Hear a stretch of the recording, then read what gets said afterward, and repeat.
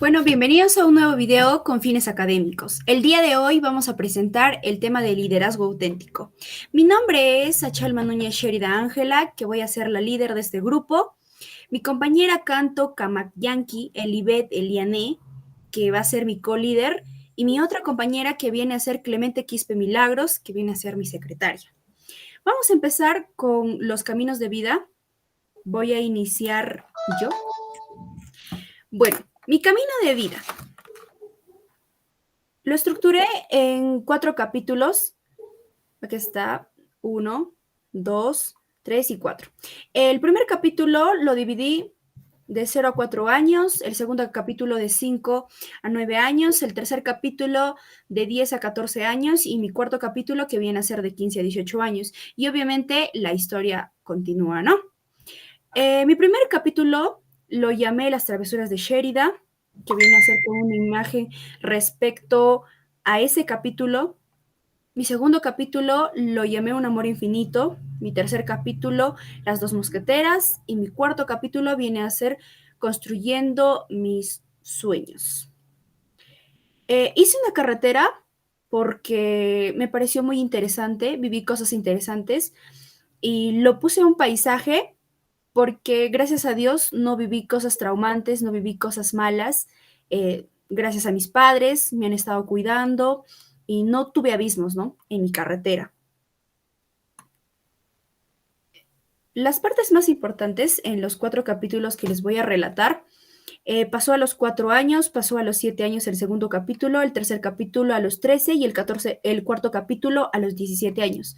En mi primer capítulo llamado Las travesuras de Sherida, la experiencia más relevante en este capítulo fue cuando estuve en el jardín y mi hermana no llegaba a recogerme. Entonces me fui caminando con un compañerito y nos fuimos a comer pollo. Luego a su casa y después mi hermana vino llorando y solo me abrazó. Pensé que me iba a castigar, pero no fue así. El aprendizaje, o es el crisol del primer capítulo, viene a ser que en esta experiencia aprendí que no me debo ir con personas desconocidas. Mi segundo capítulo, que ocurrió a los 7 años, lo llamé Un amor infinito. La experiencia más relevante de este capítulo fue cuando me fui a Ayacucho para estar con mi papá, porque lo extrañaba mucho. Así que viajé con mi mamá y la verdad fue un cambio radical en mi vida, porque me alejé de mis hermanas y amigos, pero empezaron nuevas aventuras, ¿no? El aprendizaje o crisol de este segundo capítulo viene a ser, en este capítulo, más que nada, aprendí a adaptarme a cualquier situación que viene en la vida. Mi tercer capítulo lo viví y la parte más importante fue a los 13 años, lo llamé Las dos mosqueteras. La otra experiencia más relevante fue que en este capítulo conocí a una excelente persona, que es mi mejor amiga hasta la actualidad. Con ella compartí un sinfín de cosas, aprendí mucho de ella y ella de mí. Una de las que más recuerdo y resalto que pasamos fue cuando sus papás le dieron permiso para, para quedarnos a vivir juntas. Por un mes en mi casa ahí cocinamos, jugamos, nos fuimos de paseo y dormimos juntas. El aprendizaje en este tercer capítulo viene a ser que en este capítulo aprendí que una gran amistad, aunque pase el tiempo, siempre perdurará. El cuarto capítulo ocurrió a mis 17 años, que fue construyendo mis sueños. En este capítulo, la experiencia más hermosa que viví fue cuando se me presentó la gran oportunidad de poder ayudar a un médico, ginecólogo, en el hospital de mi distrito, que en ese entonces vivía yo en Ayacucho. En ese momento corroboré que verdaderamente la carrera que escogí era para mí. Ahí pude ver muchos casos, entrar a operaciones y hasta estar en consultas. Mm, y hasta que luego llegó la pandemia, ¿no? Y me vine para Huancayo con mis papás y pude estar por fin de nuevo con mis hermanas, que es un regalo muy grande. El aprendizaje de este cuarto capítulo viene a ser, en este capítulo aprendí que debo luchar por mis sueños y no hay nada mejor que la familia. Bueno, mis momentos claves en mi vida fueron 3. El primer momento fue clave cuando entré a un show infantil que se dedicaba a dar eventos para niños con graves enfermedades y a niñas y a niños huérfanos, ¿no? La verdad, no hay cosa más hermosa que verlos reír, es una experiencia genial. El aprendizaje de este primer momento viene a ser, mientras esté en mis posibilidades, hacer felices a otras personas, a pequeños, a cualquier persona en sí, siempre lo haré. Mi segundo momento fue cuando me cambié de un colegio católico a un colegio adventista. La verdad son mundos diferentes, las personas no son iguales y definitivamente me sentía más cómoda en el segundo colegio, ya que se respiraba un ambiente armonioso. Bueno, el aprendizaje de este segundo momento fue quédate en el lugar y con las personas que te den paz y armonía en tu vida. El tercer momento fue cuando pensé que se me habían cerrado las puertas para estudiar por la pandemia y llegó una beca para poder seguir estudiando la carrera de mis sueños que desde muy pequeña lo soñé, ¿no? Y el aprendizaje de ese tercer momento fue que si se cierra una puerta en tu vida, busca otras puertas para culminar tus sueños. Ya depende de cada uno si lo tomamos o no. Bueno, ahora les voy a dar pase a mi siguiente compañera que les va a explicar su camino de vida. Mi nombre es Elibet Eliane Canto Camayanqui y les voy a describir un poco sobre mi camino de vida. Lo dividí en 4 capítulos. El primero es mi primera caída, que es de los 0 a los 5 años. Mis personas favoritas, que es de los 6 a los 10 años. Una aventura de primavera, que es de los 11 a los 15 años. Y la llave hacia un gran reto, que es de los 16 a los 19 años. Ya, en el primer capítulo, porque lleva por título Mi primera caída. Cuando tenía 5 años, me caí de las gradas de un segundo piso, lo que me ocasionó 3 puntos de sutura en la cabeza.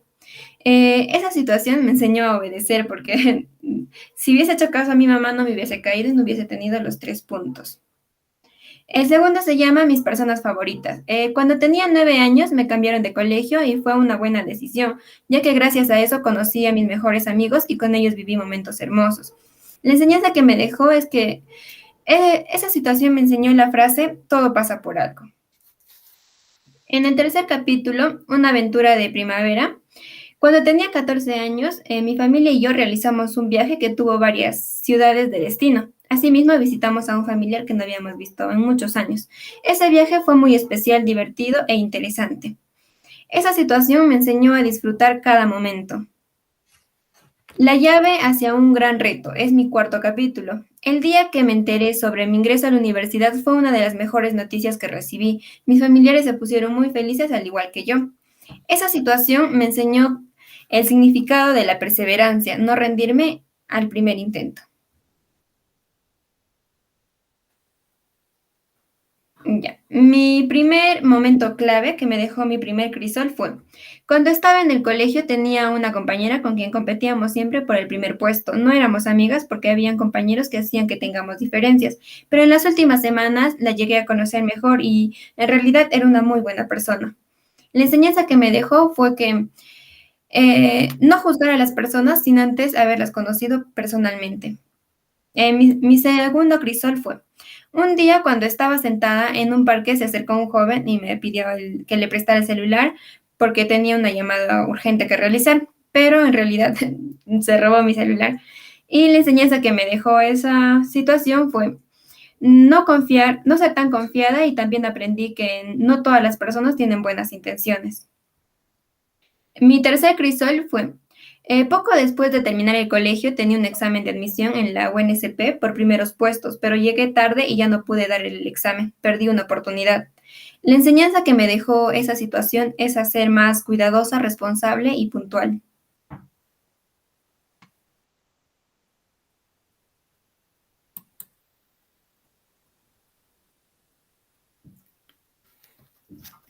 Bueno, mi nombre es Milagros, voy a presentar mi camino de vida, que está dividido en 4 capítulos, que con el primero consta de 0 a 7 años, el segundo de 7 a 13 años, el tercero de 13 a 17 y el cuarto de 17 a 19. El primero se llamó Mis primeros días, años, el segundo Mi primera comunión, el tercer capítulo Camino de aprendizaje y el cuarto Sueños que cumplir.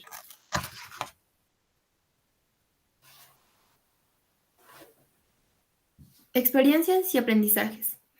En mi primer capítulo, que es Mis primeros días, años. Mis primeros días, semanas, meses y años llegaron las travesuras, alegrías, nuevos descubrimientos de mi vida.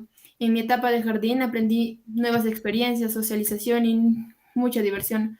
Conocí a niños que eran más grandes y otros menores. Y había diferencias, porque los niños más grandes a veces nos pegaban. Y aprendí a ser muy solidaria. El segundo capítulo es mi primera comunión. El primer día que tenía que ir a la catequesis sentí alegría, pero a la vez también me dio un poco de miedo pensar que no iba a lograrlo. Pero gracias a los consejos de mis amigos pude realizarlo. Así me di cuenta que no hay que tenerle miedo a nada, a lo nuevo, más bien hay que tenerle miedo al mismo miedo.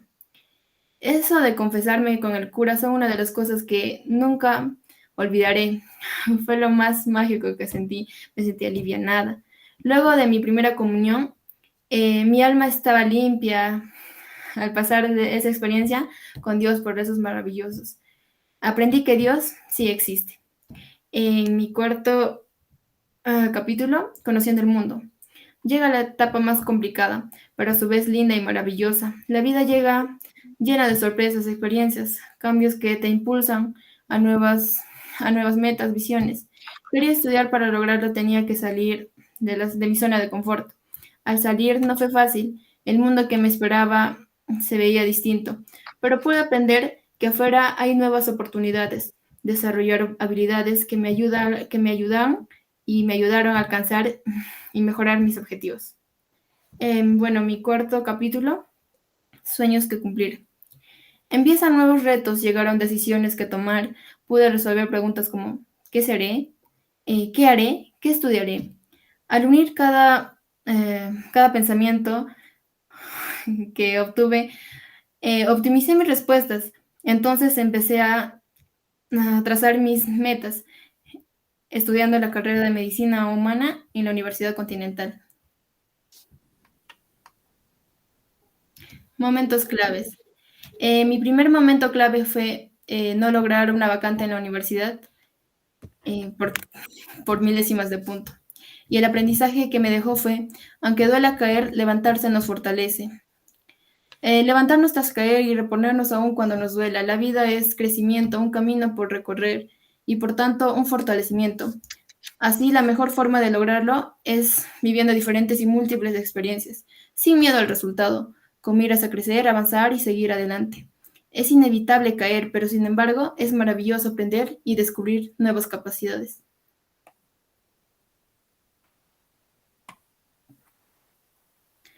Mi segundo momento clave fue elegir malos caminos por no lograr un objetivo. El aprendizaje que me dejó, tengo derecho a equivocarme. Es importante aceptar que, sin ninguna duda, nos equivocaremos, fallaremos y erraremos. Sin embargo, es la única manera de avanzar y de llegar donde nos propongamos. Tenemos derecho a equivocarnos porque no somos perfectos y esto no es un fracaso, sino parte del aprendizaje de la vida. Si queremos aprender y superarnos, sin lugar a dudas, vamos a fallar. Bueno, mi tercer y último momento clave fue ingresar a la universidad y obtener una beca. El aprendizaje que me dejó fue, me dijeron que no era capaz de subir y les saludé desde la cima. En muchas ocasiones nos dejamos influir por la opinión de los demás, en nuestros instintos o intentos por conseguir nuestros propios éxitos. Escuchamos frases como, no creo que lo consigas, es muy difícil, ¿estás segura? Este tipo de comentarios nos suelen condicionar y dudar de nuestras propias capacidades, lo cual no es así. Gracias.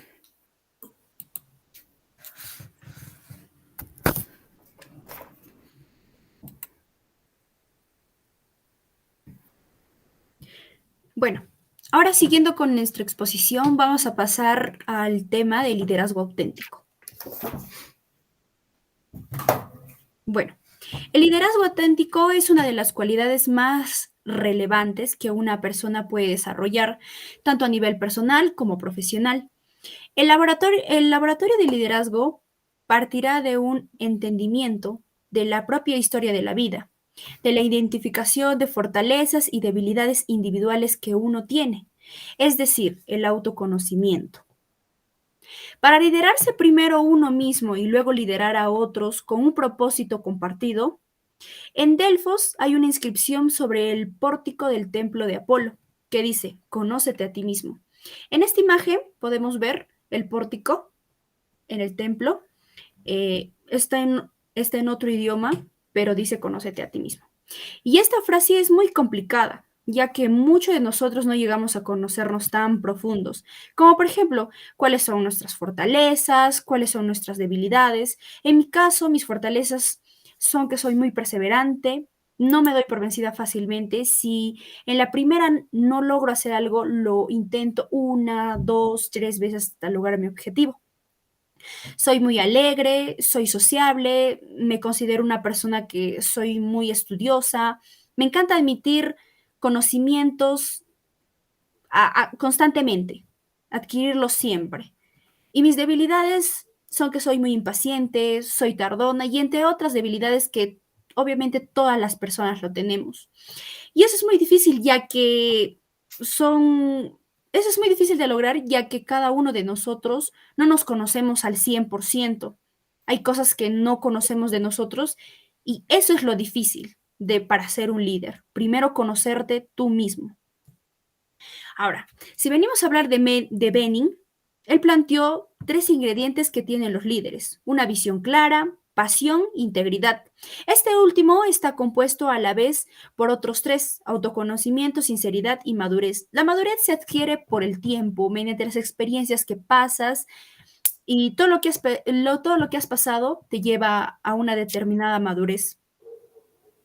Relacionaba la sinceridad con la coherencia y la fidelidad de los valores. ¿Cuáles son? O sea, ahorita tenemos que ver y analizarnos nosotros mismos cuáles son tus fortalezas, tus debilidades. También saber lo que quieres. Un líder auténtico en estos tiempos tiene que saber qué es lo que quiere, por qué lo quiere y cómo comunicarlo, ¿no? A las otras personas. Ahora, si hablamos de Bill George, que fue su sucesor de Benning, es el autor de grandes libros como El liderazgo auténtico y El auténtico norte, que ya mi compañera les va a ir explicando.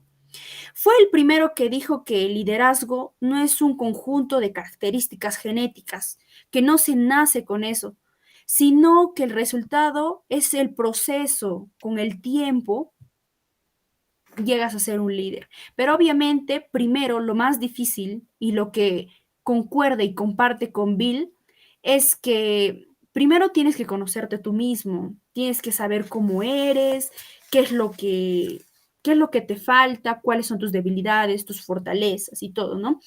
Ahora, si hablamos de los componentes del liderazgo auténtico actual, es que tiene que tener autoconciencia, transparencia relacional, procesamiento balanceado y perspicacia moral. Bueno, ahora les voy a pasar con mi siguiente compañera que les va a seguir explicando acerca de este tema. El camino del auténtico norte se divide en 3 partes. En la primera parte es tu viaje al liderazgo, historia de vida. En la historia de vida está compuesta por sucesos y acontecimientos que han marcado nuestras vidas, grabada por los crisoles. Perdiendo el miedo. Existirán tentaciones que van en contra de nuestros valores y que nos alejarán de nuestro camino. Crisoles. Los crisoles son momentos difíciles que te han marcado para formar lo que hoy eres. En la segunda parte, desarróllate como un buen líder. Autoconciencia. ¿A qué se le dice autoconciencia? Es saber identificar cuáles son tus fortalezas y cuáles son tus debilidades y hacer que de esas debilidades formar nuevas fortalezas. ¿Qué son los valores? Los valores son tus principios, tus límites éticos que van a hacer que no te pierdas del camino. ¿Qué es Sweet Sport? Es la combinación de lo que eres bueno y lo que te gusta. Equipo de soporte. Van a haber momentos retadores que vas a necesitar de personas de tu entera confianza. Ahí van a estar tus familiares, tus amigos, tus mentores, tu pareja, etc. En la vida integrada. ¿A qué se le dice vida integrada? Es mantener un equilibrio entre tu carrera, entre tu familia, entre tus amigos, no dejar que uno opaque lo otro. Es como que todo tiene que estar en equilibrio, no uno más arriba y el otro más abajo, dejándolo de lado. Y todos estos aspectos van a hacer que tú puedas guiar a más líderes para que se conviertan y ellos también como que puedan guiar a más y así formar muchísimos líderes.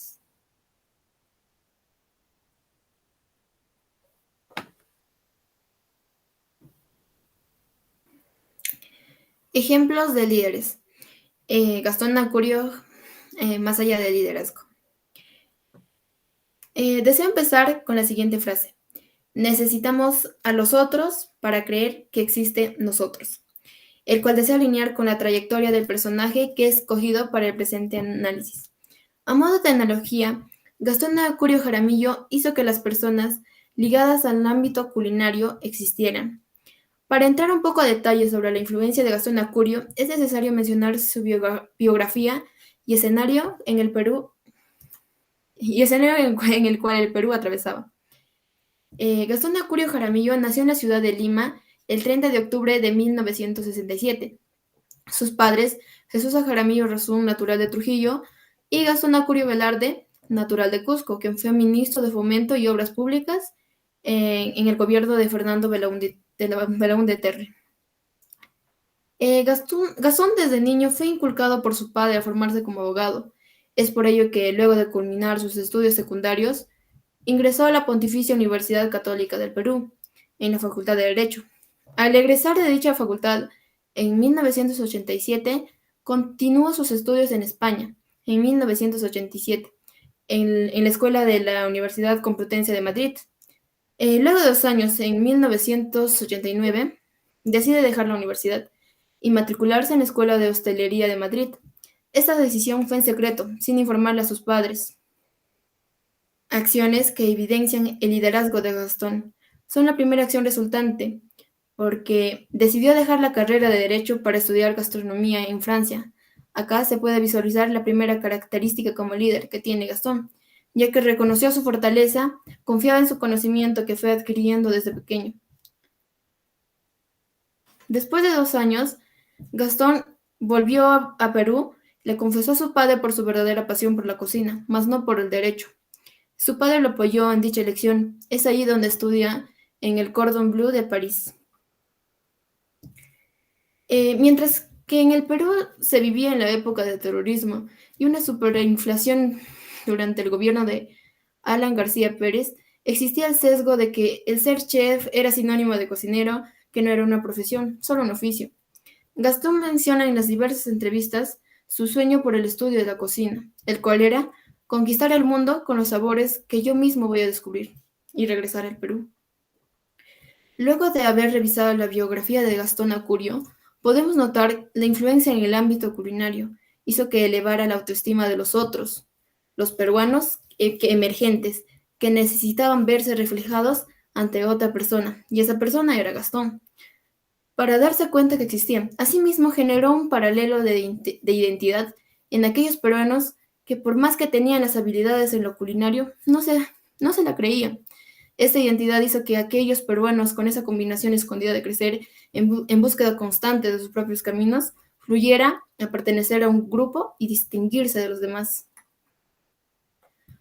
Por otro lado, si nos enfocamos sobre el liderazgo ejercido por Gastón, se inclinó más por un liderazgo distributivo, generando liderazgo en cada uno de los peruanos emergentes. Es decir, no engendró seguidores, sino incentivó a todas las personas a incrementar su nivel de iniciativa, perseverancia. Estas personas crearon su propia empresa, elevaron su nivel económico, formaron grupos de pertenencia, como también grupos ya posicionados que participaban en ferias gastronómicas como Mistura. Estos grupos, lo cual llamamos grupo de referencia, debido a que restaurantes que empezaron de abajo han tomado un renombre en la gastronomía. El peruano emergente ve a otros restaurantes como modelos a seguir. Gastón Acurio llegó a diversificar y descentralizar la comida peruana, a que cada región se sienta orgullosa de su cultura, costumbre, y entre ellas, su comida. Distintas regiones se sienten respaldadas, del cual generó una reacción en cadena, tanto en su expansión y variedad.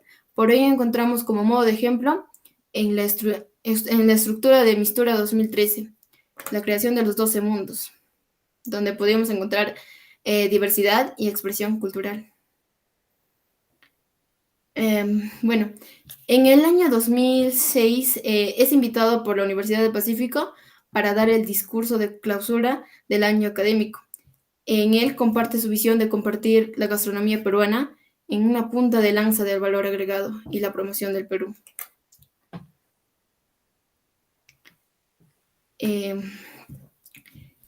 Por esta razón escogí a Gastón Acurio Jaramillo como un gestor de liderazgo, debido a que influenció a los peruanos en ser líderes en sus propios grupos, en generar el cambio, producir la ruptura del estatus, el salir del estado de confort, generar negocio prevaleciendo el orgullo por la tradición y costumbre, apoyando el rompimiento de la cadena del peruano sumiso y del llamado cholo discriminado al peruano emergente.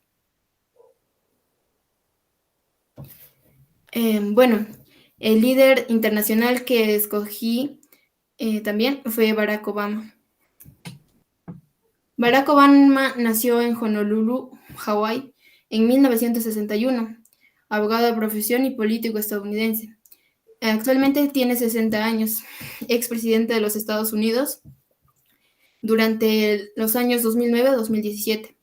Cuando Barack Obama se impuso en las elecciones presidenciales del 4 de noviembre del 2008, hubo una unanimidad en afirmar que ningún otro relevo presidencial había generado tanta expectación y esperanza desde los tiempos de John Kennedy, ya en ese momento desconociéndose aún la valoración que habría de merecer su mandato.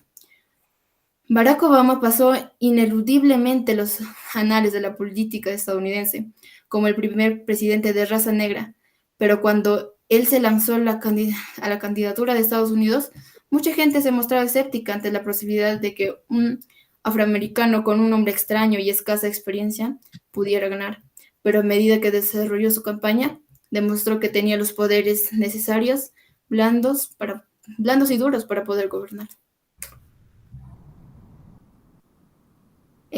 Cuando Obama enfrentó a una crisis de las incendiarias observaciones raciales de su ex pastor, no se evadió del problema, sino que usó el episodio para pronunciar un discurso que sirvió para ampliar la capacidad de entendimiento entre los norteamericanos blancos y negros. Tras 8 años de un gobierno con una gran promesa de cambio, en una época poblada de riesgos y desafíos, se inició con la mayor crisis financiera global desde los años 20 del siglo pasado, y registró el viraje hacia una economía digital que transformó las maneras de comunicarse en la sociedad, de hacer negocios, de acceder a servicios públicos. Gracias. Bueno, muchas gracias. Esperemos y queremos todo su apoyo. Denle like y suscríbanse a este video. Muchas gracias. Espero les haya gustado.